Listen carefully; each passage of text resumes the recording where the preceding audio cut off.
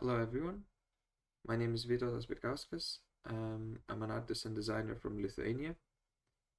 I study at Glasgow School of Art.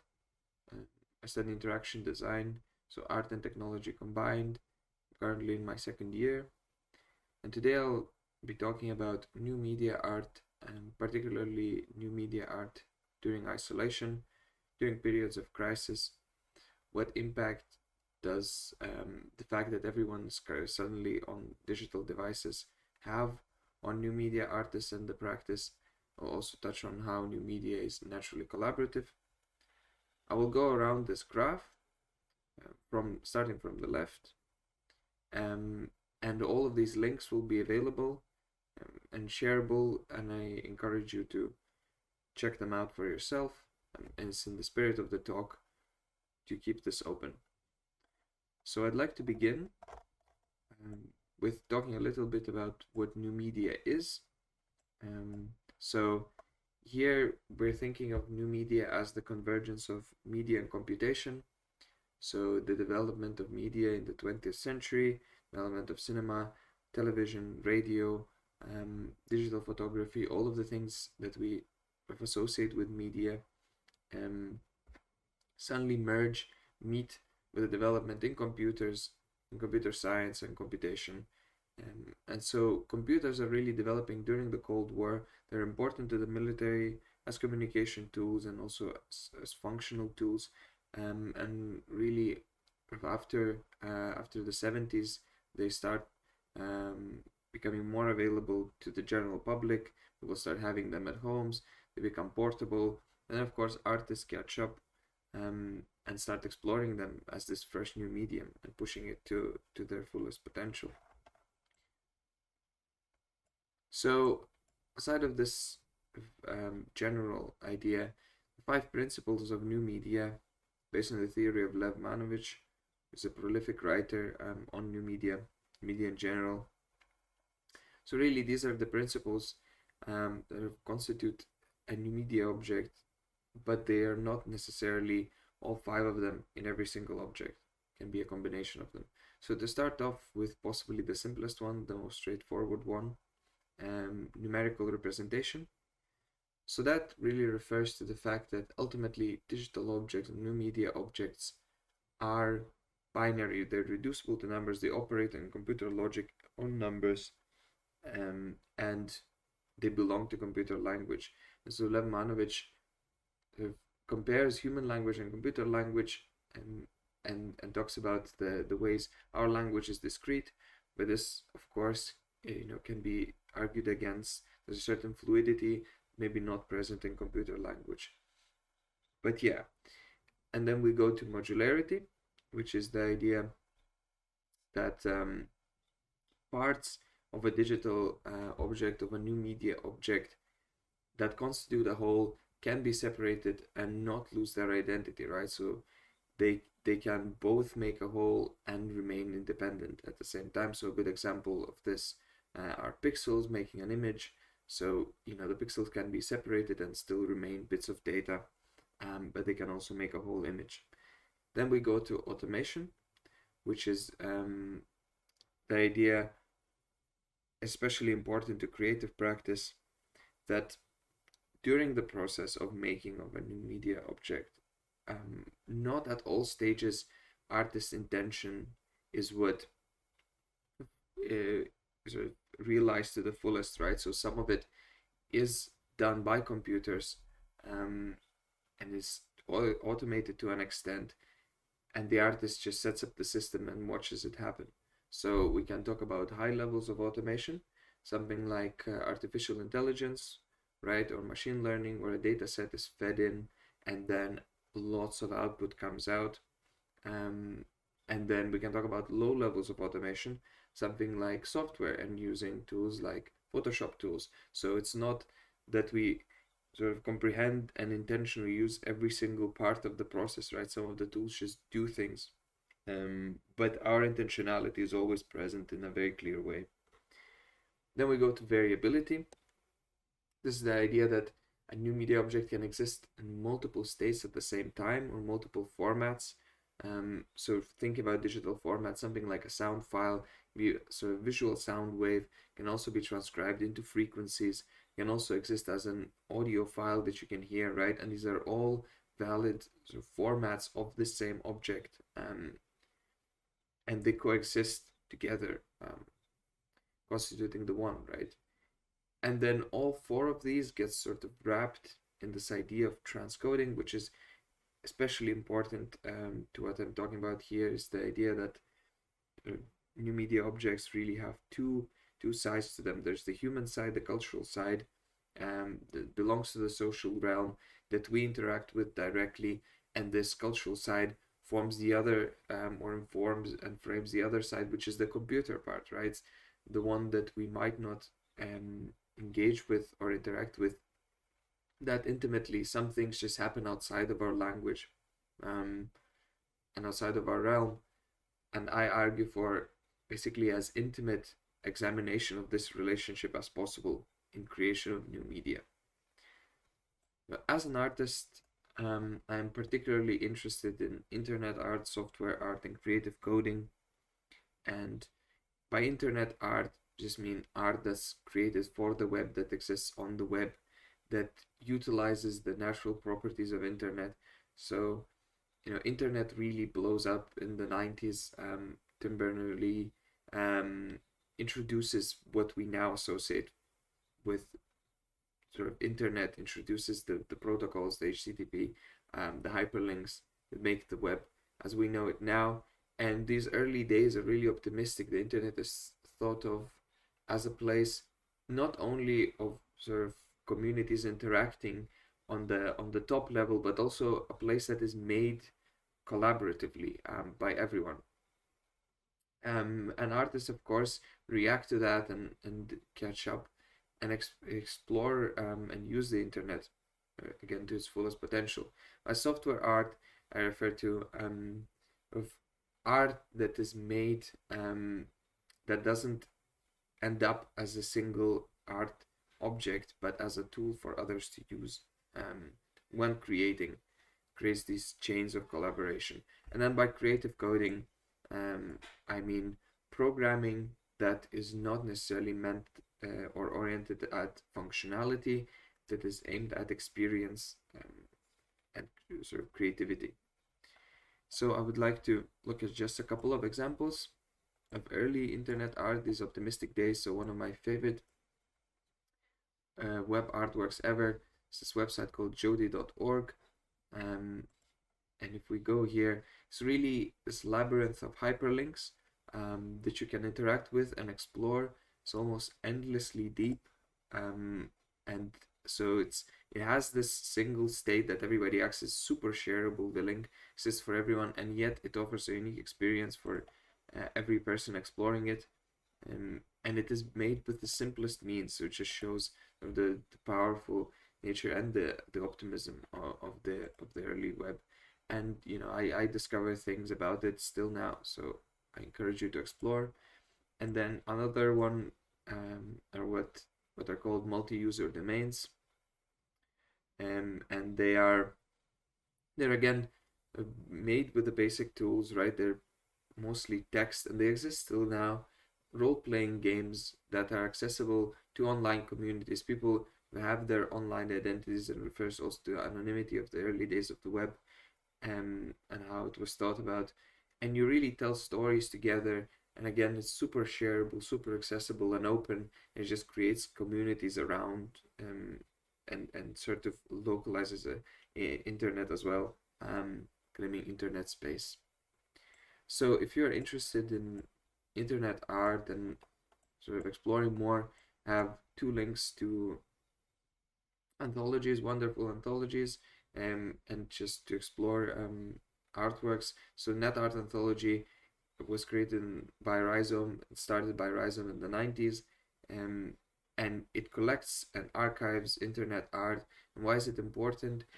Because even though internet art is so shareable and so accessible, it exists for a specific state of the web, and if the web changes, the artwork has to adapt to that, right? and some of them just wouldn't work. They exist in this echo chamber, specific state of the web, so Rhizome preserves them. And then Radical Networks is really a cutting edge conference on um, more physical aspects of internet and how can we use the actual physical components of the sort of what constitutes a web, a network, to examine sort of identities on the web and to claim autonomy within it. So they would do things like breaking parts of the internet, and localizing them and isolating them. And this also has practical applications, something like protests, right? Sharing information in a localized net that cannot be accessed outside. And then I have my own works, which I encourage you to see as well. The left top corner is interactive. So, given that what new media is, right? Given the premise, I'd like to argue that it is naturally collaborative, and it is collaborative in its process, in its outcome, and in the interactions, right, of the audience and the spectator. The spectator lines are blurred often. So, I'd like to touch on 5 points, beginning with that new media art is almost never created from scratch, and this of course raises questions of authorship. Instantly, how can we draw lines sort of authorship and of an artist if the artist did not begin from zero, really? And that applies to many more media, but media is somehow it's more fundamental in it, right? And I think a good example of this never from scratch idea are coding languages. And the frameworks that we use in creative coding, right? Because we're using something that someone else has written in their logic, to their understanding. So of course it shapes the work that we create very intimately, right? And there's a certain universality to coding languages. They are accessible like math, right? They're numbers, but they are also restrictive because not all of them are polyglots, right? So quite many of coding languages are exclusively in English, and that of course limits, the ability to interact and to use them. But talking about sort of these creative frameworks, wonderful example is processing in P5.js. So these are processing is an open source project started by Ben Fry and Casey Rias, and it is this top level coding environment meant for artists and visual thinkers that really doesn't require you to go into the most fundamental building blocks, right? That doesn't require you to understand code. You can sort of start off and start creating visuals. And a version of it that's called open processing is credible in the fact that it's a coding community where everything gets instantly shared and all of the things that you create are open to everyone else to take and change, and really creates a sort of wonderful open community of art that is not restricted, right? This within the whole web, and so many people can interact with very very intimately with the work, right, and create sort of almost chains of creativity, blurring the lines of authorship again. So the people who creatively use, right, coding languages, and there's a niche of people actually writing coding languages, as artistic expression. So this is a niche of esoteric programming languages, and these are languages that are not meant at functionality. So even processing, it's meant for visual expression, but it is ultimately functional. These coding languages are not so, or at least that's not their main point. So on the right we have coding language called Piet, based on the works of Piet Mondrian, and it's a coding language in color. So this thing that looks like an artwork, colorful abstract piece, is actually working code, right? So it's sort of most essentially form of visual expression. And then on the left one, we have a more comedic one. It's called white space, and it ignores all the characters except for sort of space enter, and tab, and basically you have to work the code only through empty space. Everything else is irrelevant. So that's never from scratch. And then go to the idea that to make a new media object, varied expertise is required. The workflows are often so complex that it's impossible for a single person to comprehend and have all of it,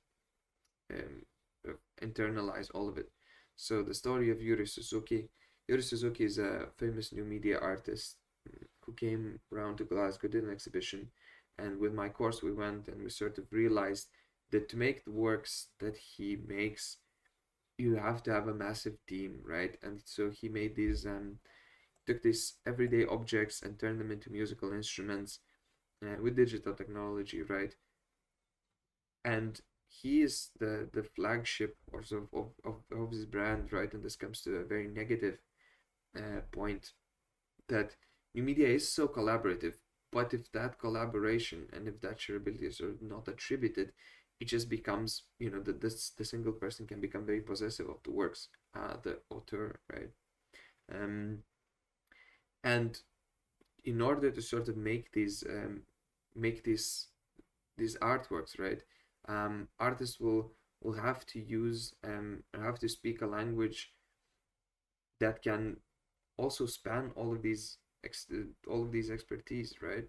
So we go to the idea of shared tools, that in new media, very often the tools that we use, the software that we use is shareable, downloadable, it exists on the web, right? And sometimes it is restricted, again, by language or by price. And then we come to the almost more extreme idea of open source software. So that software that is super shareable because it was also made in a community, right? So open source software was made with a community, people put actual input, and then it's accessible to everyone, free to everyone to change as well, to comment on, and really, this sort of goes in the direction of software art. It's a tool for others to use, and it can be an artwork in its own right. And this leads us directly to integral distribution networks. And if you think about artwork on the web, on the internet, so the way it is distributed, the shareability of it is a natural component of its existence, right? And it's made with that in mind. It's made to be shareable. It's made to exist as a network.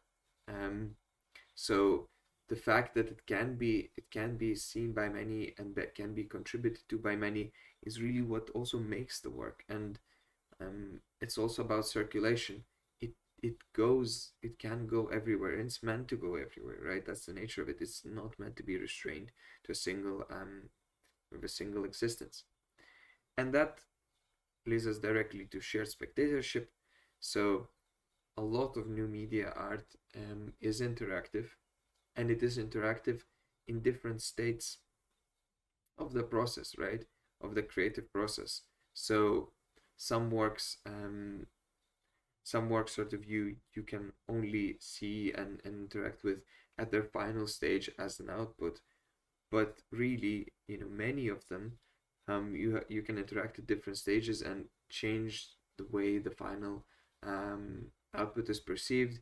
And also the lines can be blurred, like I talked about software art. Maybe the final output is not something succinct and a single existence, but really a tool for you to explore, and then it creates chains of creativity.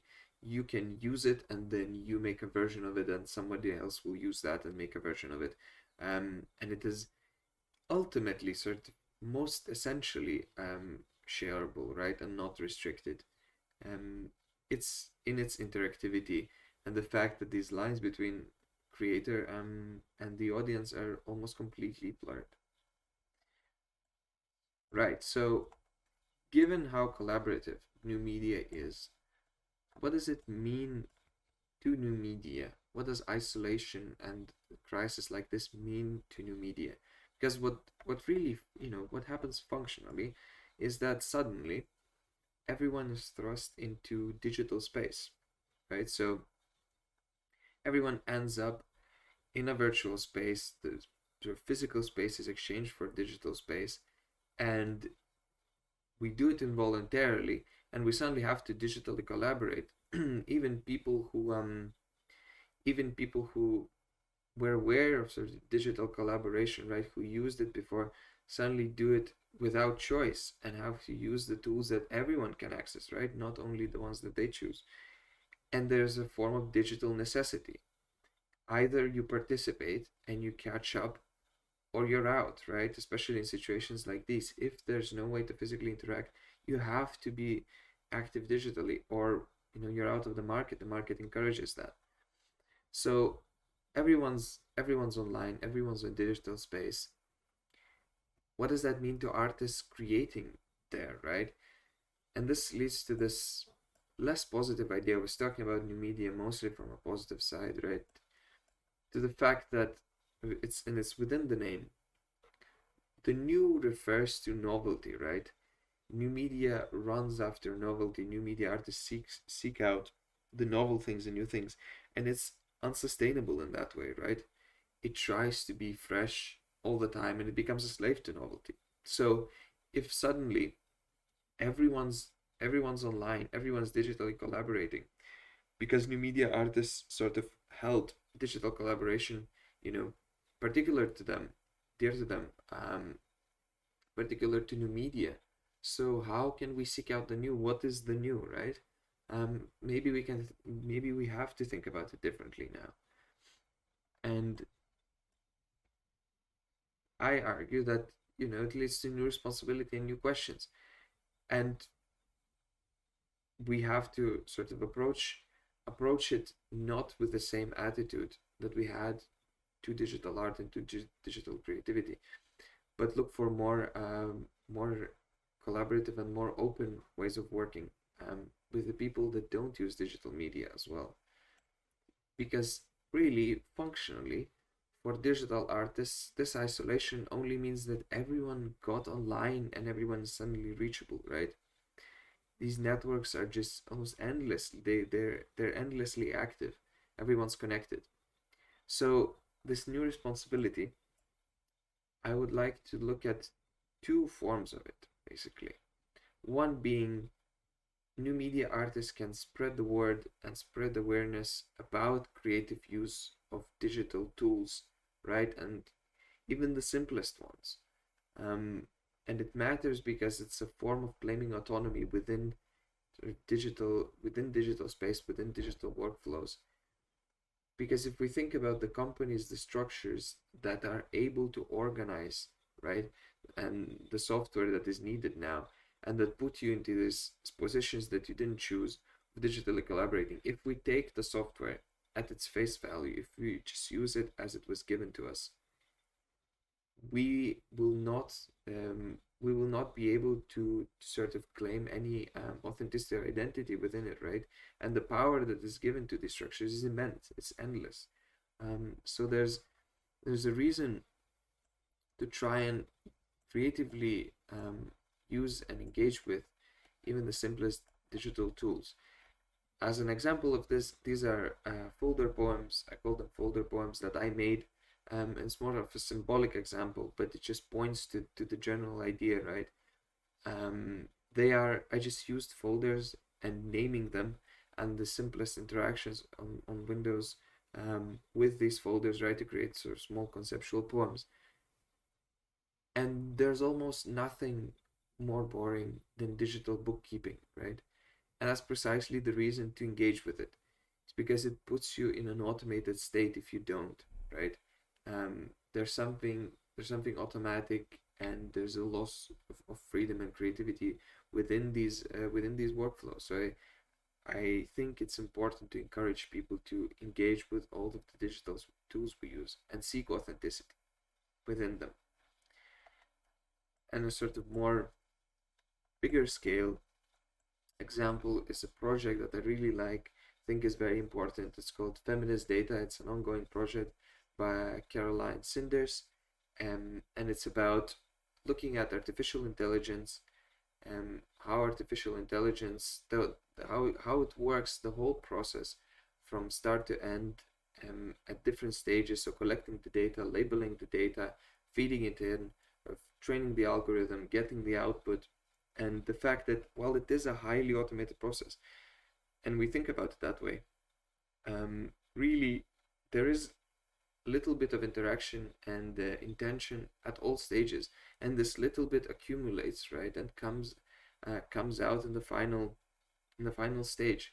And if power structures, patriarchal power structures, right, or structures of oppression, if they interact even a little bit, they skew the data, and then we have a skewed output, right, of something that was meant to be highly automated. And it's even scarier because it is so automated. So if there's power struggle present, then it will come out in everything, right? It's now in the fabric of artificial intelligence. So I think it's incredibly important work. So that's the idea. That's the idea of the personal responsibility, spreading the idea of creative use of digital media. And then the other side is, because new media artists had these tools available already to them, right? And we're aware of them and we're using them. It's really time to create structures for others and workflows and communities for others that are liberating instead of enslaving, right? And that are informative, and that people who did not maybe directly engage with or were interested in new media can use and utilize and appreciate the creative side of it, right? So it's really about now using the tools more functionally. And an example of this is a project that was started even before isolation. It's called Pay Black Time, and it's just a communal effort to collect donations, PayPal donations, and then send them to underprivileged Black families.